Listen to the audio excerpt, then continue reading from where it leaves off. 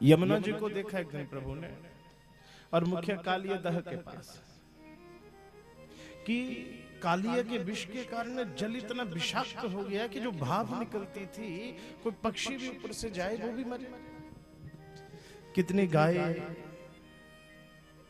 कई बार तो जो ब्रजवासी थे वो भी मूर्छित हो जाते हैं, इतना इसका विष था। भगवान ने सोचा कि यमुना जी को थोड़ा इस कालिया को यहां से भगाना पड़ेगा, कुछ तो इसका भी कल्याण करना पड़ेगा। पर भगवान बड़े असमंजस में हैं। असमंजस में क्यों है? असमंजस में इसलिए है कि भैया बलराऊ भैया किसके अवतार हैं? बलराम जी किसके अवतार हैं? शेष नाग के। अब एक नाग के सामने दूसरे नाग को बोलेंगे तो क्या वो छोड़ेंगे? फिर बोलिए राधे। अब शेष नाग जी के सामने दूसरे नाग को कैसे मारे, उसको कैसे दंड दे? क्योंकि जानते हैं कालिया को दंड देने लगेंगे तो शेषनाग जी आकर के बचा तो लेंगे, क्योंकि अपने हैं। इसलिए क्या का कुछ भी हो, बस एक दिन भी जब बलदाऊ भैया साथ में ना है, बस कोई ऐसी योजना बनाने लगे। और यहां बड़ा सुंदर भाव आता है कि प्रभु सोच रहे हैं, तभी ब्रजवासी ग्वाल बाल आए। अरे कन्हैया, आज हम इधर आ रहे थे तो वहां वन में बड़े अच्छे अच्छे फल लगे हैं, पर वहां पर एक धेनुकासुर नाम का राक्षस रहता है, और वो गधे का रूप धारण कर लेता है। कभी राक्षस बन जाता है, कभी गधा बन जाता है, और वो हमें वहां से फल लेने नहीं देता। कन्हैया कहते तो क्या करेगा? कन्हैया उस राक्षस को मारो। कन्हैया कहते अच्छा सब काम मैं ही करूं, ये सारा मैंने ठेका ले रखा है? करे कन्हैया फिर और कौन करेगा? कब बलदाऊ को क्यों नहीं बोलते? बलदाऊ भैया मारे जाकर के। सुनते ही सब ग्वाल वालों ने कहा ये बढ़िया है। बलदाऊ जी भी सोचे कि ठीक है, मुझे भी अपना शक्ति प्रदर्शन करने का मौका मिला है। बलदाऊ जी भी सोचे कि मेरी भी थोड़ी जय जयकार होगी, कि बलदाऊ ने भी राक्षस मारा है। अब बलदाऊ जी को भेजा धेनुकासुर को मारने के लिए, साथ में कुछ ग्वाल वाले चले। भगवान ने अपने दो गुप्तचर भेज दिए, मनसुखा और श्रीदामा। मनसुखा और श्रीदामा दो भेज दिए, और उनको समझाया कि जब दाऊ भैया उस धेनुकासुर को मारे, कोई छोटा मोटा राक्षस नहीं था, बहुत बड़ा राक्षस था। का जब ध्यान रखना, जब दाऊ भैया ना इस धेनुकासुर को मारे, राक्षस को मारे, अब बहुत बड़ा था और गधे का भी रूप धारण करता था, तो तुम पूरे वृंदावन में जाकर के ना एक ही बात फैलाना। क्या फैलाना? कि दाऊ भैया ने राक्षस रुक्षस कोई नहीं मारा, दाऊ भैया ने तो गधे को मारा है। हाँ बिल्कुल, बस ऐसा ही बोलना। अब दाऊ भैया के धेनुकासुर से लड़े। अरे इतना बलशाली राक्षस कि दाऊ भैया भी लड़ते लड़ते पूरा दमखम दिखा करके दाऊ भैया ने उसको मार दिया। जैसे उसको मारा तो जो ग्वाल बाल खड़े थे संग में जय जयकार करने लगे, दाऊ भैया की, दाऊ भैया की। दाऊ भैया बोलेंगे मेरे लिए हाथ नहीं उठा रहा है कोई, बोलिए दाऊ भैया की, दाऊ भैया की।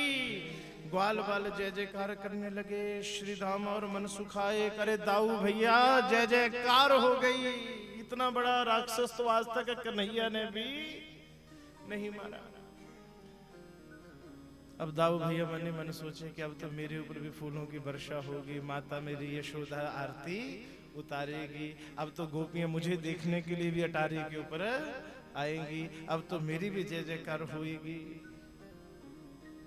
पर सोचा कि मेरे जाने से पहले उनको पता लग जाए वृंदावन वालों को, इसलिए श्रीदामा और मनसुखा को बुलाया, क्योंकि दोनों सबसे पास खड़े थे। कहा तुम जाओ और पूरे वृंदावन में आग की तरह फैला दो, क्योंकि मैं बोलता अच्छा नहीं लगता। पूरी बात वृंदावन में आग की तरह फैला दो कि दाऊ भैया ने धेनुकासुर का वध कर दिया। का दाऊ भैया जय जयकार, देखो तो सही। दौड़ पड़े दोनों और इधर इधर। हाँ, किसी को बताना मत, बलदाऊ भैया ने स्वयं बोला है ऐसा। ठीक है, नहीं बताना।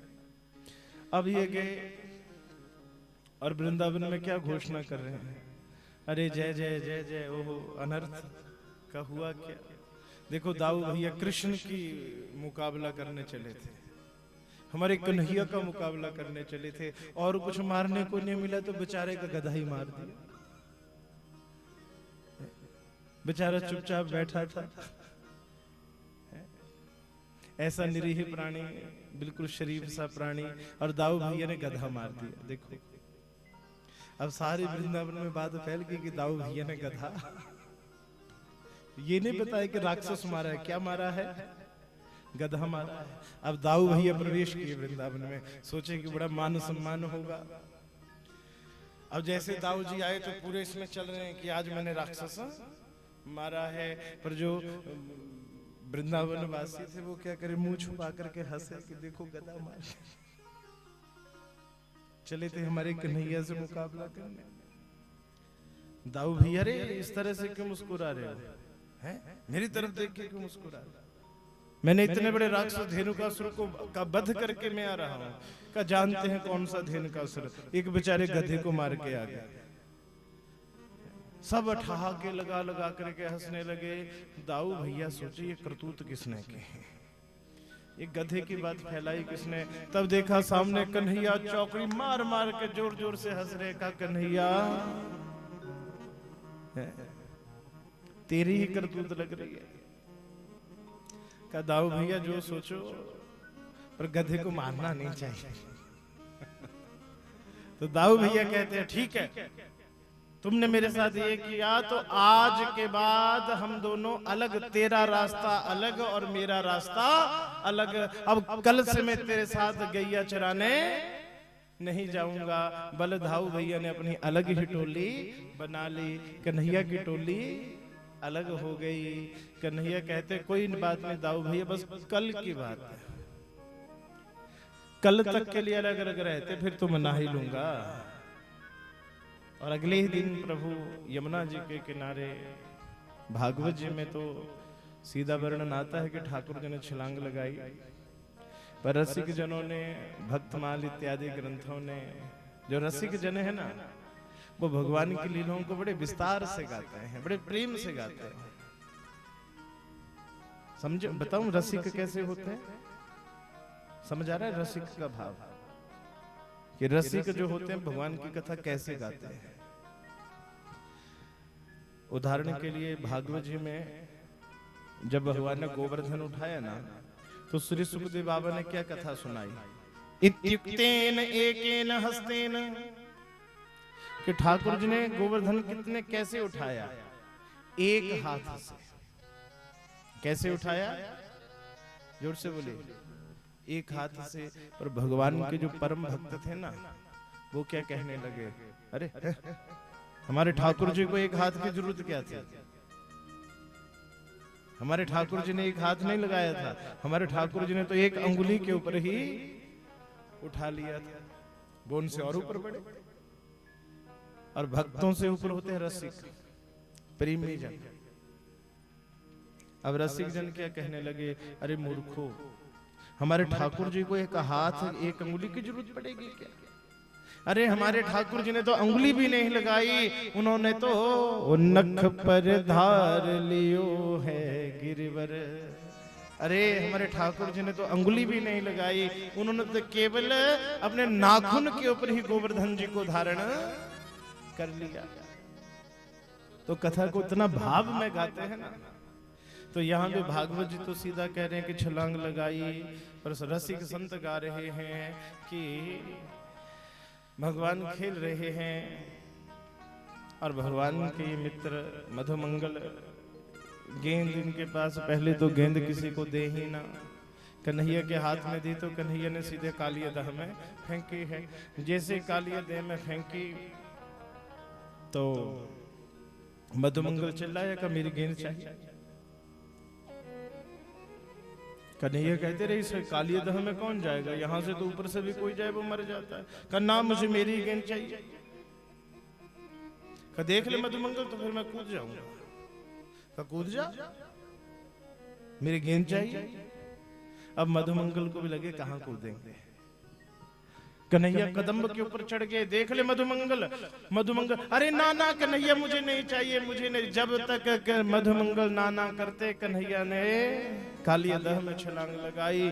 जैसे छलांग लगाई और उधर यशोदा मैया को अचानक ही कुछ होने लगा कि कुछ बहुत बुरा हो रहा है। ग्वाल वाल दौड़े घर की तरफ जाकर के बताया, मैया बाबा क्या हुआ, बड़ी गलती हो गई क्या। गेंद हमारी कालिया दह में गिरी और कन्हैया उस गेंद को लाने चला गया। सारे ब्रजवासी घबराए, यमुना जी के किनारे पहुंचे। मां यशोदा तो रो रो के मूर्छित हो जाए और उधर कन्हैया कालिया दह में। सबसे पहले दर्शन के नागपत्नियों ने, नागपत्नियों ने जो भगवान का रूप, सौंदर्य, भाव, चिन्ह देखे तो नागपत्नी समझ गई जो अभी तक कालिया दह में आकर के जीवित है तो ये साधारण नहीं। और नागपत्नी इतनी मोहित हो गई, इतनी मोहित हो गई कि कहने लगी कि अरे बेटा तुम बड़े सुंदर हो और तुम्हें देख करके हमारा मन आकर्षित हो रहा है, इतनी सुंदरता तुम में, पर बस तुम यहां से वापस चले जाओ। क्यों? कहा हमारे पति बड़े क्रोधी हैं, अगर वो जाग गए तो फिर तुम्हें छोड़ेंगे नहीं। कन्हैया कहते घबराओ मत, आज उसी का इलाज होगा। आज ऐसा इलाज करूंगा कि दोबारा क्रोध ही नहीं करेगा। नागपत्नी भी सोचने लगी कि चलो थोड़ा पति का सुधार हो जाए, क्यों क्रोधी बहुत थे कालिया। ये कालिया नाग जो था बड़ा क्रोधी था, तो भगवान पत्नी ने सोचा थोड़ा कल्याण हो, इसलिए प्रभु आगे बढ़े। ये मजे से सोया है, मजे से सोया है और प्रभु ने जाकर के सीधे पूंछ के ऊपर लात मारी है। जैसे ही लात पड़ी फन उठा करके खड़ा हो गया,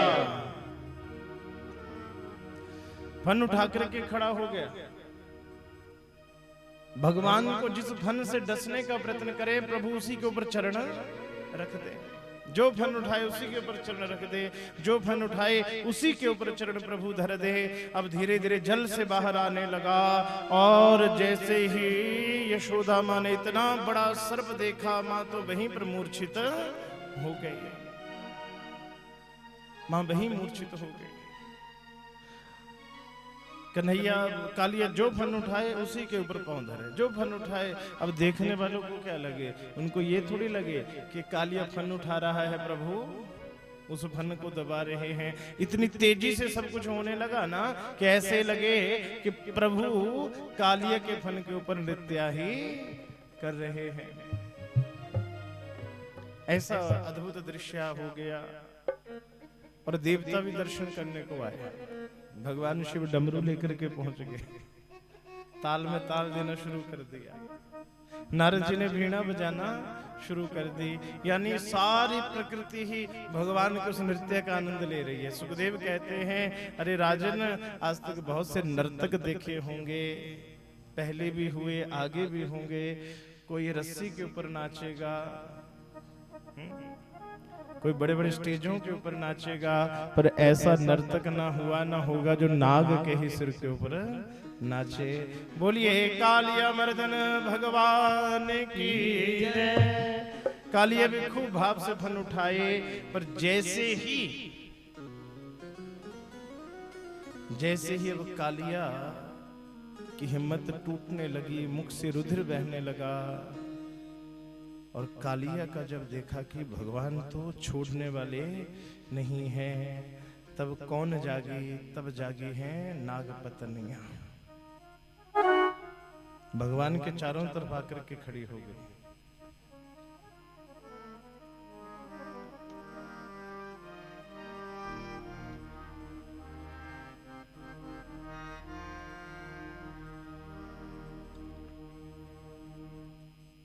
बोली वृंदावन बिहारी लाल की।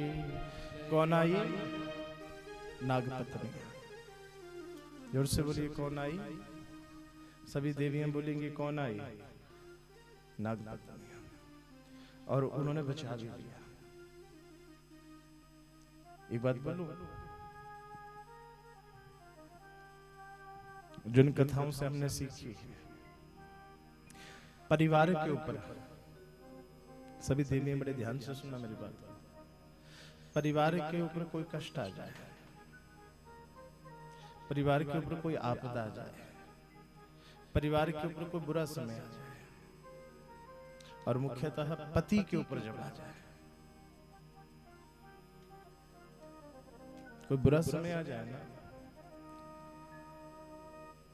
उस समय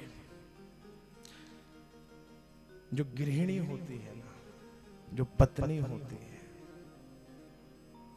पत्नी अगर थोड़ा सा उस समय अपने आप को संभाल करके, अपने आप को संभाल करके, थोड़ा अपने दुख को, अपने आंसुओं को, अपने कष्ट को पी करके यदि उस समय हिम्मत के साथ खड़ी हो जाए, तो वो पूरे परिवार को उस बुरे समय से निकाल करके ले आती है।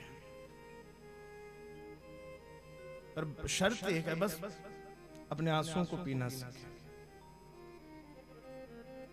बस अपने आप को अगर वो संभाल लेना उस समय, वो थोड़ा सा समय होता है, अगर उस समय पत्नी अपने आप को संभाल ले और वो दृढ़ता के साथ खड़ी हो जाए, तो वो यम के यहां से भी अपने पति को वापस ला सकती है।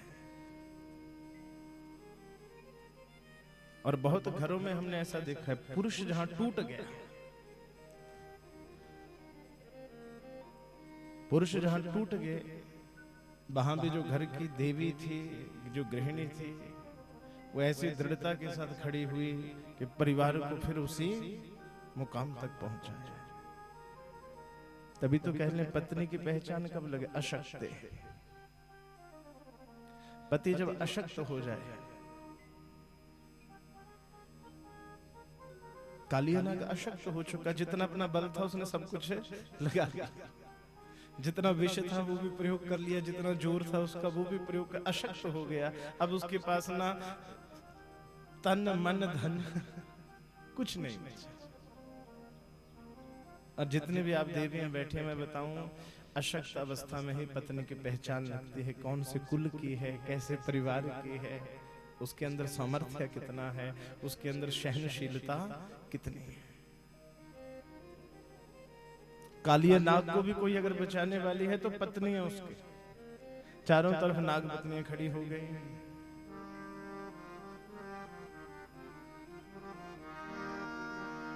भगवान की स्तुति गा रही है नाग पत्नियां।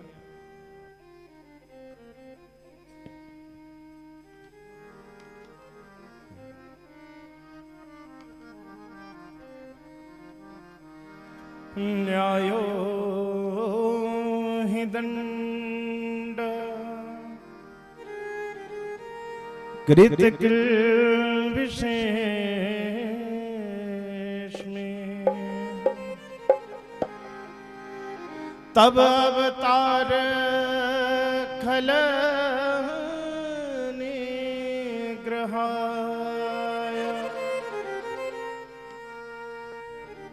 रिपो सुतानामपि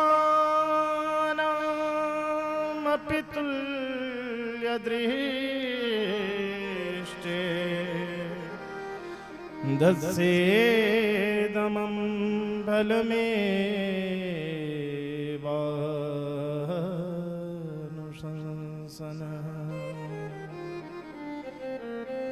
नागपत्नियों की स्तुति क्या कह रहे हैं प्रभु? कि हे प्रभु, हम जानते हैं, हम आपको पहचान गए, आप साक्षात नारायण, और आपका यह अवतार केवल न्याय करने के लिए हुआ है। और प्रभु, जब आप न्याय करते हो, न्यायाधीश की कुर्सी के ऊपर बैठते हो, हम जानते हैं प्रभु आप भेद ही नहीं करते। सामने चाहे आपका पुत्र हो, चाहे शत्रु हो, आप सबके साथ एक समान व्यवहार करने वाले हो। प्रभु, आप सबके साथ समान व्यवहार करते हो, और आपका व्यवहार एक ही है, कृपा।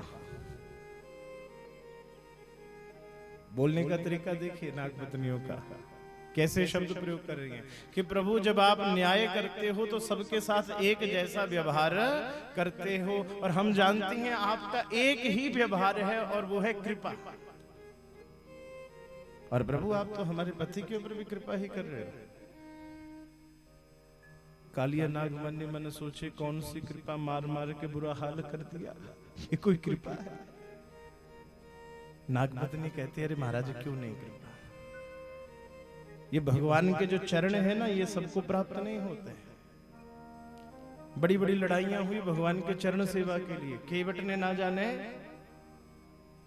क्या क्या किया भगवान के चरण धुलाने के लिए, चरणामृत को पीने के लिए। लक्ष्मण और सीता जी में हमेशा लड़ाई क्या रहती थी, चरण सेवा कौन करेगा। महाराज जनक ने अपनी बेटी इनको दान की, तब एक चरण की सेवा मिली। भगवान शिव ने इन्हीं का चिंतन किया तो केवल चरणामृत गंगा जी के रूप में मिला। राजा बलि ने अपना सब कुछ दान कर दिया, तभी सिर के ऊपर एक चरण का प्रभु ने आशीर्वाद दिया। अरे महाराज आपसे ज्यादा कृपा किसके ऊपर होगी, ना आपने दान किया, ना पुण्य किया, ना भजन किया, ना भक्ति की, और आज प्रभु ने दोनों चरणों का आशीर्वाद आपको दे दिया। इससे बढ़कर के और क्या चाहिए। भगवान बड़े प्रसन्न हुए, नागपत्नियों से कहा देवी जो मांगना चाहते हो मांगो, मैं इस कालिया को भी माफ करता हूं, जाओ छोड़ो, पर तुम्हारी स्तुति से मैं प्रसन्न हूं, जो मांगना चाहते हो आज मांग रहा हूं। आज बताओ तुम्हें स्वर्ग चाहिए, मुक्ति चाहिए, अपवर्ग चाहिए, योग चाहिए, सिद्धि चाहिए, धन चाहिए, मान चाहिए, सम्मान चाहिए, जो मांगना चाहते हो सो मांगो। नागपत्नी कहती है प्रभु नहीं,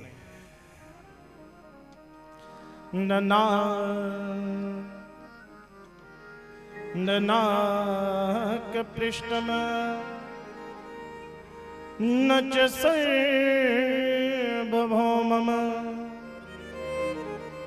न पारमेष्टयम् न रसाधिपत्यम् न योग सिद्धिर पुनर्भवम्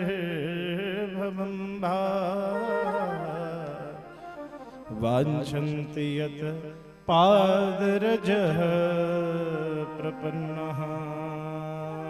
प्रभु कुछ नहीं चाहिए।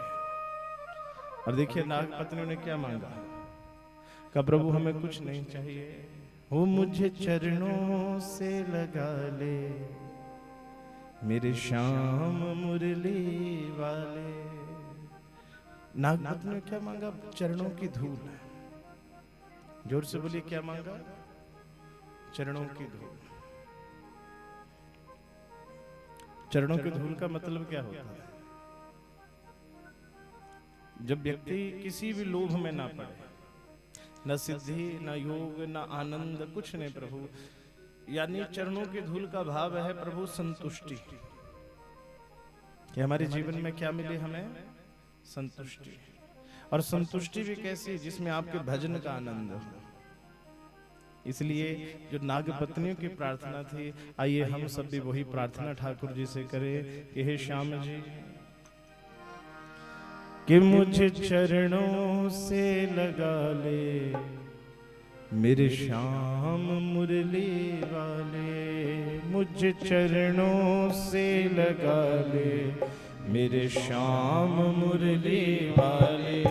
मुझे चरणों से लगा ले मेरे श्याम मुरली वाले।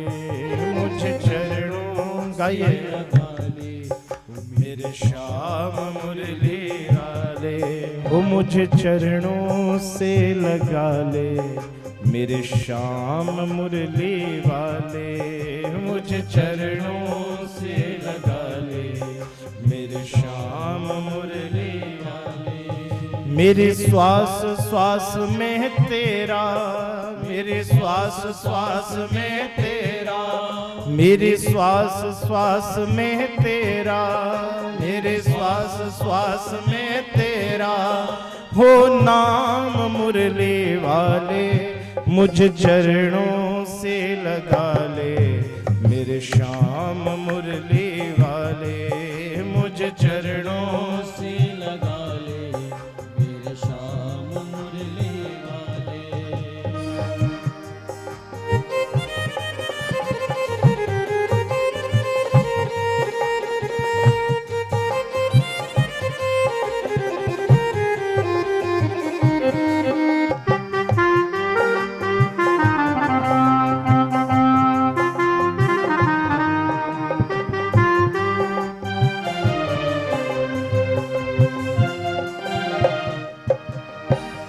भक्तों की तूने काना बिगड़ी है टारी, भक्तों की तूने काना बिगड़ी है तारी, भक्तों की तूने काना बिगड़ी है टारी, भक्तों की तूने काना बिगड़ी है तारी। मेरी विवाह पकड़ लो बांके बिहारी, मेरी विवाह पकड़ लो बांके बिहारी।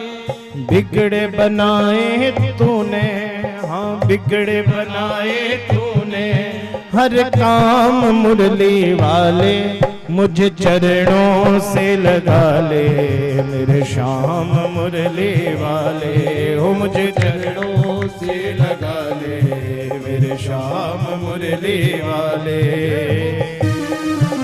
दोनों हाथ खोल के आनंद के साथ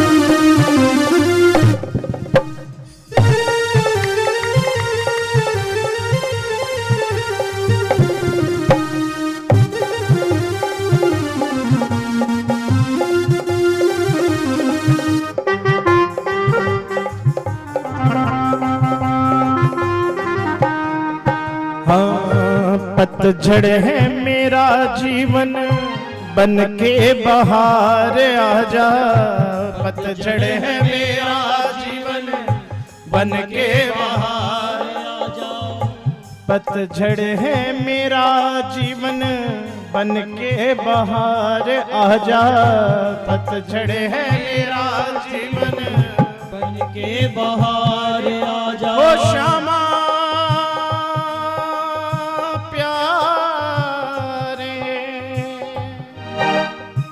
श्यामा प्यारे,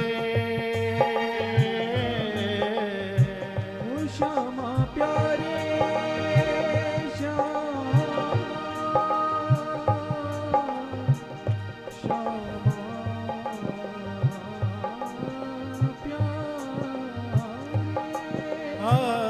पतझड़ है मेरा जीवन बन के बहार आजा, पतझड़ है मेरा जीवन बन के बहार आजा। सुन ले पुकार काना बस एक बार आजा, सुन ले पुकार काना बस एक बार आजा। बेचैन मन के तुम हो, बेचैन मन के तुम हो, आराम मुरली वाले। दोनों हाथ उठा के जरा, ओ मुझे चरणों से लगा ले, मेरे श्याम मुरली वाले, मुझे चरणों से लगा ले, ओ मेरे श्याम मुरली वाले, ओ मुझे चरणों से लगा ले, मेरे श्याम मुरली वाले, मुझे चरणों से लगा ले, मेरे श्याम मुरली वाले।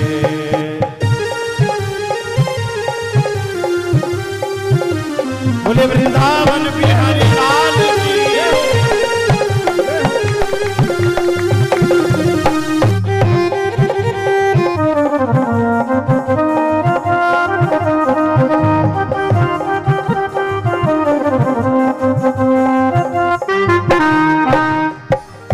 तुम हो दया के सागर, जन्मों की मैं हूँ प्यासी, तुम हो दया के सागर, जन्मों की मैं हूँ प्यासी, तुम हो दया के सागर, जन्मों की मैं हूँ प्यासी, तुम हो दया के सागर, जन्मों की मैं हूँ प्यासी। दे दो जगह मुझे भी शरणों में बस जरा सी, दे दो जगह मुझे भी चरणों में बस जरा सी। सुबह तुम्हें हो तुम ही, सुबह तुम्हें हो तुम ही, हो शाम मुरली वाले, हो मुझे चरणों से लगा ले, मेरे श्याम मुरली वाले, मुझे चरणों से लगा ले, मेरे श्याम मुरली वाले। ओ मुझे चरणों से लगा ले मेरे श्याम मुरली वाले, मुझे चरणों से लगा ले मेरे श्याम मुरली वाले। मेरे श्वास श्वास पे तेरा, मेरे श्वास श्वास पे तेरा, ओ मेरे श्वास श्वास पे तेरा, मेरे श्वास श्वास पे तेरा है नाम मुरली वाले। मुझे चरणों से लगा ले मेरे श्याम मुरली वाले, ओ मुझे चरणों से लगा ले वो मेरे श्याम मुरली वाले।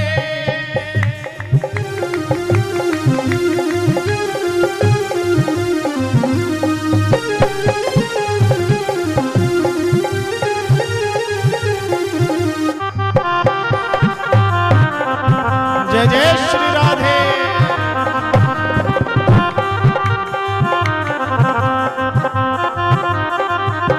बोले वृंदावन बिहारी लाल की जय। भगवान ने कालियानाग को क्षमा किया उसकी पत्नियों के कहने के। आज उसके भी प्राण बचे किसके कारण? पत्नी के कारण। पर कालियानाग जैसे ही भगवान ने उसको क्षमा किया तो पहले तो प्रभु को वंदन किया और उसके बाद कहने लगा कि प्रभु अगर आपकी आज्ञा हो तो दो बातें कर लूं आपसे। क्या ठीक है बोलो। कहा प्रभु एक बात बताइए मुझे ये दंड क्यों दिया, मुझे मारा क्यों? भगवान कहते रहे क्यों?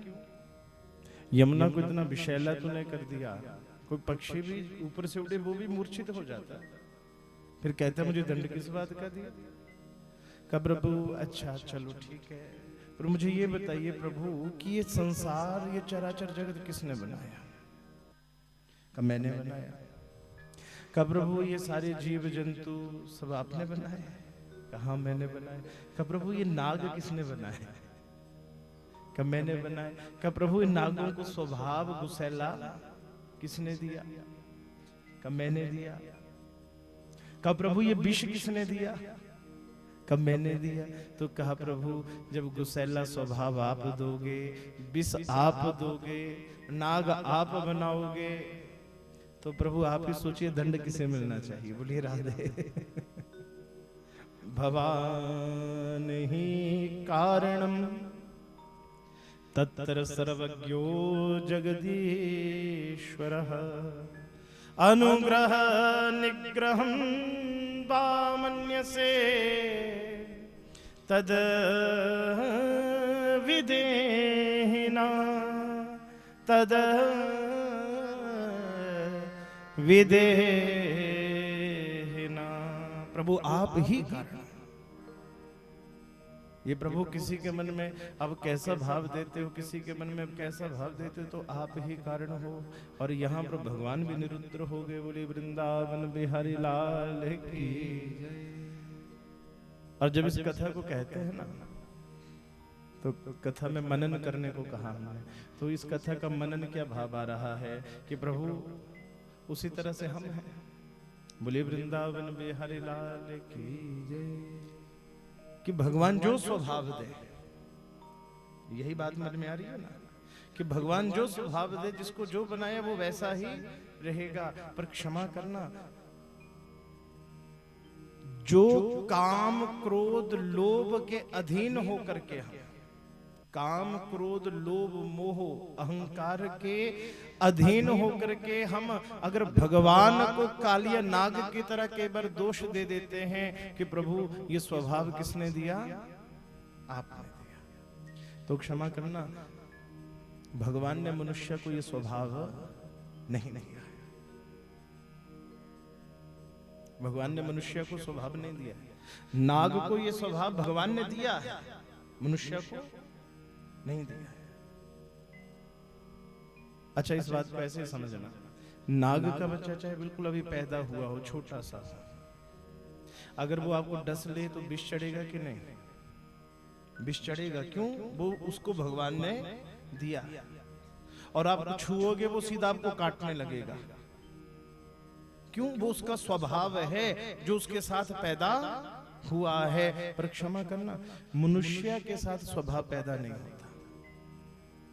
हमें भगवान ने ऐसा स्वभाव नहीं दिया कि हम क्रोध करें, कि हमें इसने बुरा बोला। अब देखिए, कोई बच्चा जब पैदा होता है, उसको कोई बुरा बोले तो वो क्या क्रोधित होता है? हाँ ना, बोलिए।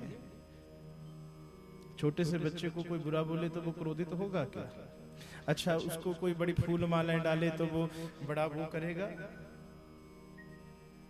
हो सकता है गालियां सुन करके वो हंसे, और फूल माला डालें तो उसको तोड़ फोड़ के फेंक दे। और जब बच्चा पैदा होता है, क्षमा करना, जो लालच जो हम में रहता है उसमें लालच भी नहीं होता, उसमें ना क्रोध होता है, ना उसमें अहंकार होता है। क्यों? ये हमारे स्वभाव नहीं है। ये आकर के दुनिया ने सिखाया। सिखाया किसने? उसको क्रोध करना किसने सिखाया? दुनिया ने। क्यों? उसने देखा कि पिताजी जब गुस्से में बोलते हैं तो सारा घर चुप होकर के उनकी सुनता है। उसने देखा नहीं, क्रोध भी करना है। उसने देखा कि मेरी माता को लालच रहता है कि पिताजी की जेब में से 10, 20, 50, 100 निकालो, तो उसके मन में भी लालच पैदा होता है। ये जितने भी दोष हैं ना, जिनको हम अपना स्वभाव बोल करके भगवान के कई बार ऊपर फेंक देते हैं कि प्रभु आपने ही ऐसा स्वभाव दिया है, हम ऐसे ही है, क्षमा करना, ये मनुष्य का स्वभाव नहीं। ये स्वभाव भगवान ने नहीं दिया है। पशुओं को भगवान ने दिया है, मनुष्य ने अपने आप उसको अडॉप्ट किया है, उसको अपने आप ग्रहण किया।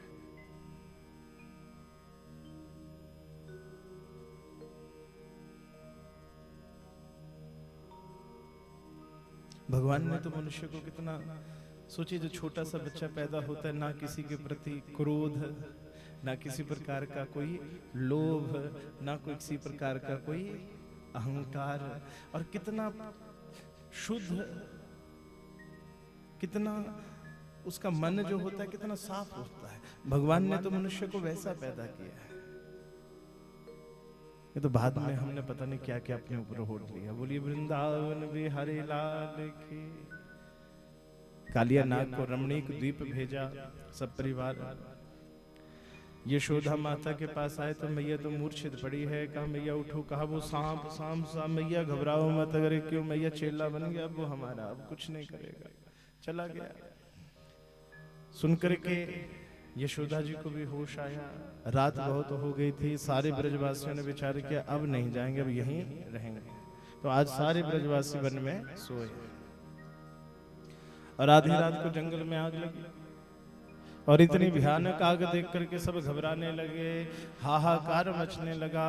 और उसी समय हमारे ठाकुर जी ने देखते देखते उस अग्नि को पी लिया है। बोलिए ठाकुर जी महाराज की जय।